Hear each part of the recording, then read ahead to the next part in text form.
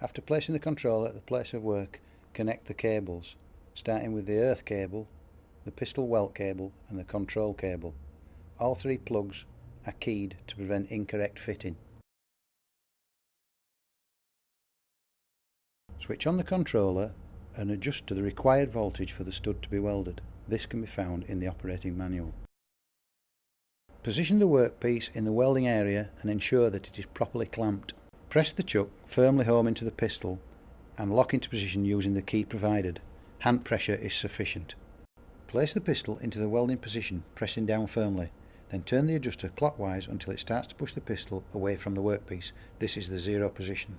Set the appropriate lift by turning the adjuster anti-clockwise the required number of clicks. Place the stud at the position to be welded and press firmly down on the pistol, ensuring it is perpendicular to the workpiece. Pull the trigger. Pull the pistol cleanly off the welded stud and reload. Complete setting information can be found in the product manual. For further information, go to tailor-studwelding.com.